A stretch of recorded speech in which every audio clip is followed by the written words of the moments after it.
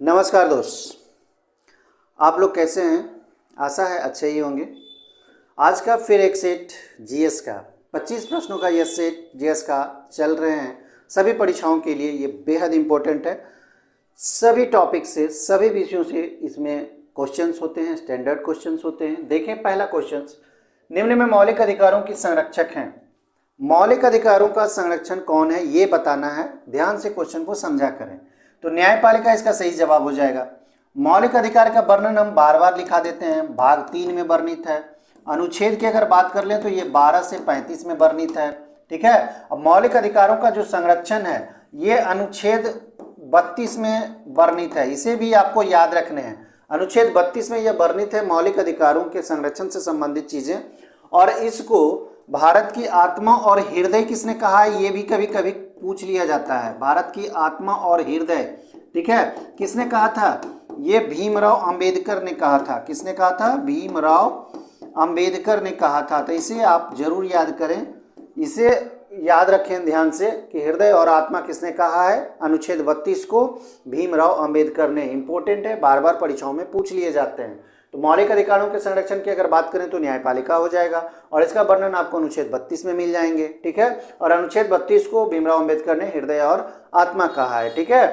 संवैधानिक उपचारों का अधिकार इसे बोला जाता है। चलिए, नंबर दूसरा कहता है क्लोरोफिल में कौन सा तत्व पाया जाता है।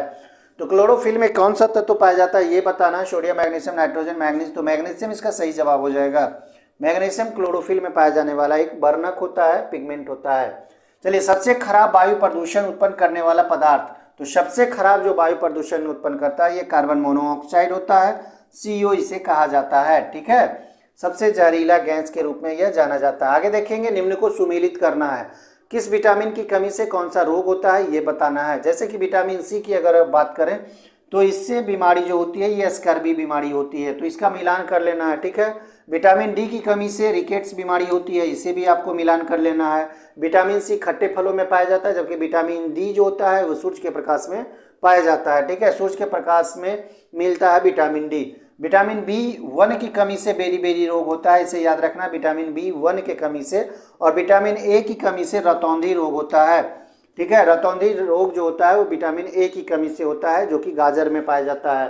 तो एक एक चीजों को यहाँ पे देखते जाना है। चलिए आगे देखेंगे, इंडियन स्टैंडर्ड टाइम और ग्रीनविच मीन टाइम में कितने समय का अंतर है। सबसे पहले तो आप ये बात जान लें कि भारत जो स्थित है वो 82.5 डिग्री पूर्वी देशांतर में स्थित है। 82.5 डिग्री क्या है? पूर्वी देशांतर में स्थित है। 82.5 डिग्री पूर्वी देशांतर में। तो इसे आपको याद रखने हैं, क्योंकि यहीं से सारे क्वेश्चंस आपके हल हो जाएंगे, डील हो जाएंगे। अगर इसको आप ध्यान में रख लिए तो आपके सारे क्वेश्चंस हल हो जाएंगे। आपको पता होगा कि दो देशांतर रेखाओं के मध्य 1 डिग्री यानी कि 4 मिनट का अंतर होता है। कितना मिनट का अंतर होता है? 4 मिनट का अंतर होता है। याद रखना है इस चीज को। ठीक है। तो इस तरह से 82.5 डिग्री को अगर हम लोग मल्टीप्लाई करें तो ये लगभग कितना होता है? 5.5 घंटा के बराबर होता है। ठीक है। 1 डिग्री में 4 मिनट यानी कि दो देशांतर रेखाओं के मध्य की दूरी कितना होता है? 4 मिनट का होता है। अगर इसे हम लोग कैलकुलेट करें तो कितना हो जाएगा? 5 घंटे 30 मिनट का ये अंतर आपको दिखेगा। ठीक है। आगे देखेंगे, गांधी इरविन समझौता किससे संबंधित है। सबसे पहले जान लें कि गांधी इरविन समझौता हुआ कब था।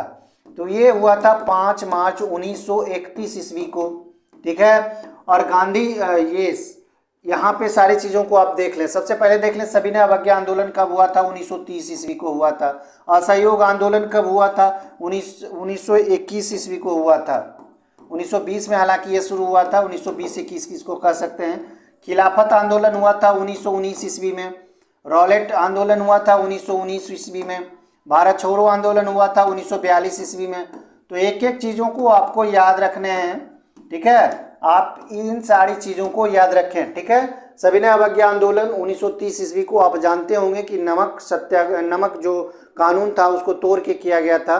दांडी मार्च हुआ था 12 मार्च से। दांडी साबरमती से ये यात्रा शुरू की गई थी, जो कि अप्रैल को खत्म हुआ था। ठीक है। और अप्रैल 1930 ईस्वी से ये सविनय अवज्ञा आंदोलन की शुरुआत मानी जाती है। और इसी को बंद करने के चलते, इसी को स्थगित करने के चलते सविनय अवज्ञा आंदोलन को स्थगित करने के चलते ये गांधी इरविन समझौता हुआ था, जो कि 5 मार्च 1931 ईस्वी को हुआ था। और इस समझौते के तहत भी कह सकते हैं गोलमेज सम्मेलन जो हो रहा था उस समय, प्रथम गोलमेज सम्मेलन, इसे भी आप याद कर लें, गोलमेज सम्मेलन या फिर नोट कर लें। प्रथम गोलमेज सम्मेलन कहाँ हुआ था? 1930 ईस्वी में हुआ था, जिसमें कांग्रेस ने भाग नहीं लिया था और ना ही महात्मा गांधी ने भाग लिया था, लेकिन भीमराव अंबेडकर इसमें भाग लिए थे। द्वितीय गोलमेज सम्मेलन की हम लोग अगर चर्चा कर लें, द्वितीय गोलमेज सम्मेलन तो ये हुआ था कब? ये हुआ था 1931 ईस्वी में।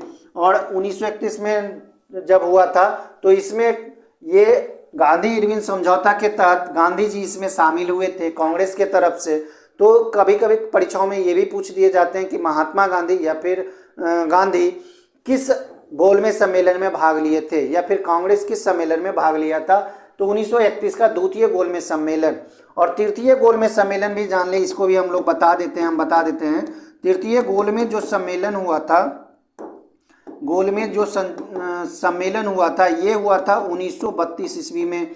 और इसमें भी भीमराव अंबेडकर भाग लिए थे, तीनों में भीमराव अंबेडकर भाग लिए थे। कभी कभी ये भी पूछ लिया जाता है कि निम्न में से कौन से नेता तीनों गोलमेज सम्मेलन में भाग लिए थे? तो भीमराव अंबेडकर थे। महात्मा गांधी द्वितीय गोलमेज सम्मेलन में भाग लिए थे 1931 ईस्वी में। गांधी इरविन समझौता हुआ था 5 मार्च 1931 ईस्वी को। एक एक चीजें यहाँ पे महत्वपूर्ण है, ठीक है। तो गांधी इरविन समझौता किसके लिए किया गया था? सविनय अवज्ञा आंदोलन के लिए किया गया था। अगर आप तथ्यों को समझ जाएंगे तो क्वेश्चन आपके लिए इजी हो जाएगा, सारे क्वेश्चन आपके लिए इजी हो जाएगा। चलिए, सभी गोलमेज जो आंदोलन हुआ था वो लंदन में हुआ था। चलिए अगला सवाल देखेंगे। सबसे छोटी अंतःस्रावी ग्रंथि पूछा जा रहा है। अंतःस्रावी ग्रंथि की अगर हम लोग बात करें तो ये पीयूष ग्रंथि, जिसे हम लोग पिट्यूटरी ग्लैंड कहते हैं, ये है सबसे छोटी ग्रंथि है ये।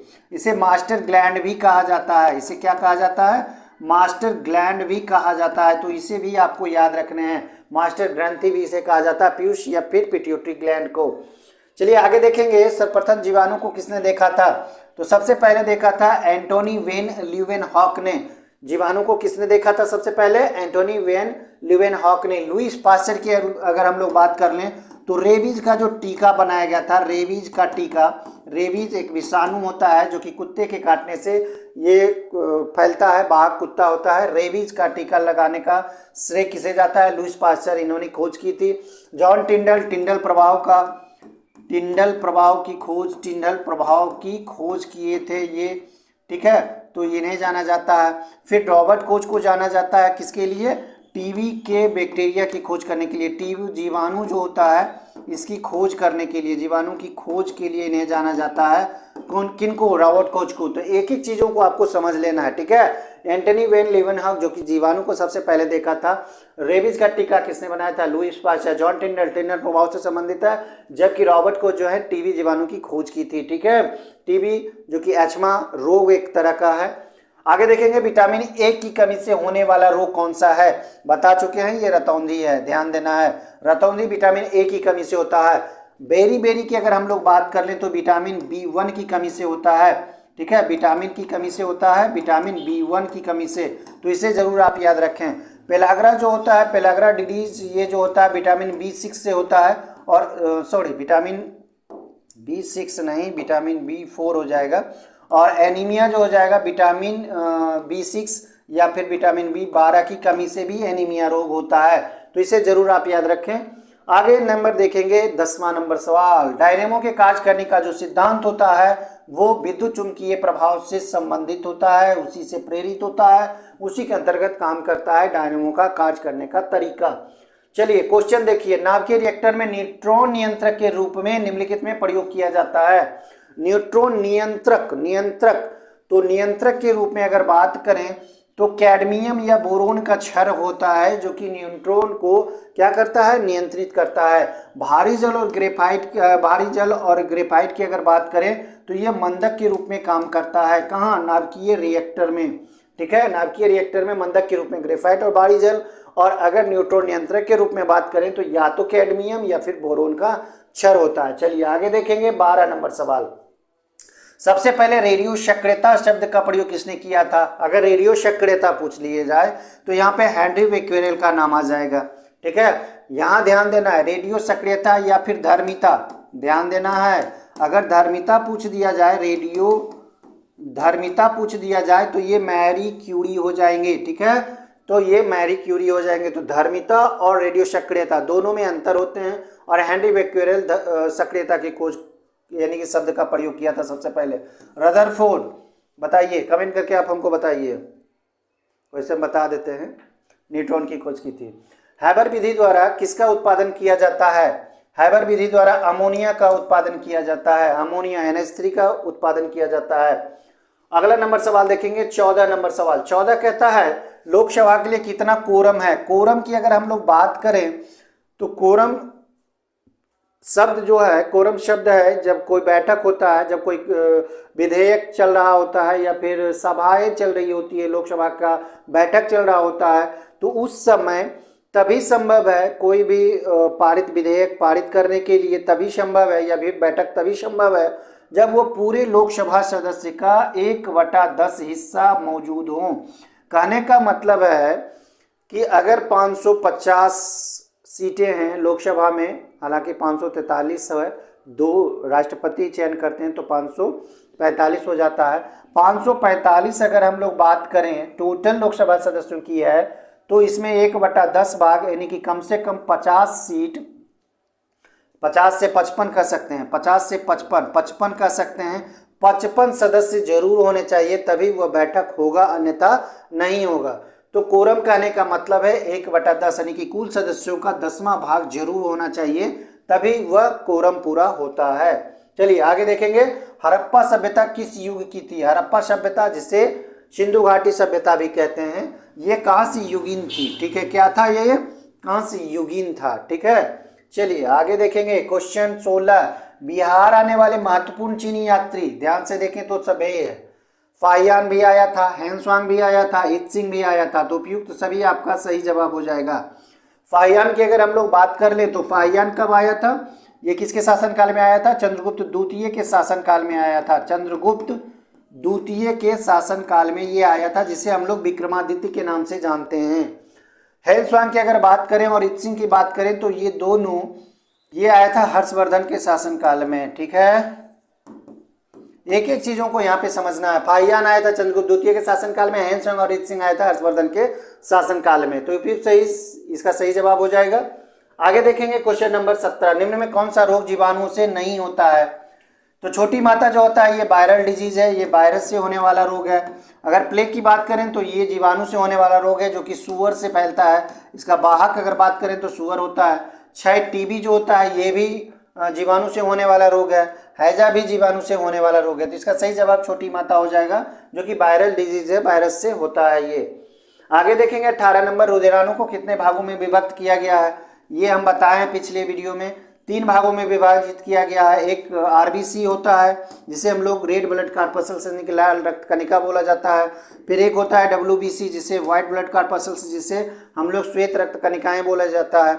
एक होता है प्लेटलेट्स जिसे हम लोग बिंबाणु के नाम से भी जानते हैं, प्लेटलेट्स, ठीक है, इसे क्या बोला जाता है? प्लेटलेट्स।